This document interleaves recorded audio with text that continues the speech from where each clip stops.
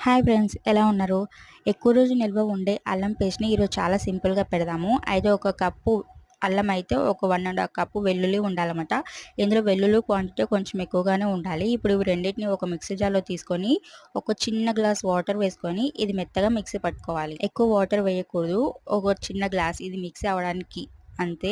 కొన్ని వాటర్ వేసుకొని ఇలా బాగా మిక్సీ పట్టుకున్న తర్వాత దీన్ని ఒక గ్లాస్ జార్‌లో గానీ, ప్లాస్టిక్ డబ్బాలో గానీ స్టోర్ చేసుకుంటే ఎన్ని డేస్ అయినా ఉంటుందన్నమాట. ఫ్లేవర్ కానీ, టేస్ట్ కానీ కొంచెం కూడా చేంజ్ అవ్వకుండా.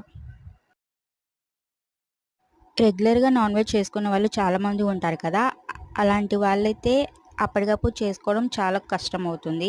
ఇలాగ స్టోర్ చేసుకుంటే కర్రీ చేసుకోవడం కూడా ఈజీ అయిపోతుంది. ఎప్పుడో ఒకసారి వీక్లీ వన్స్ అలా నాన్ వెజ్ తినే వాళ్ళకైతే అప్పటికప్పుడు చేసుకుంటే చాలా బావుంటుంది. మీకు ఈ వీడియో నచ్చితే లైక్ చేయండి. మోనీస్ కిచెన్‌ని ఫస్ట్ టైమ్ చూస్తుంటే సబ్స్క్రైబ్ చేసుకోండి. Thanks for watching. Take care. Bye.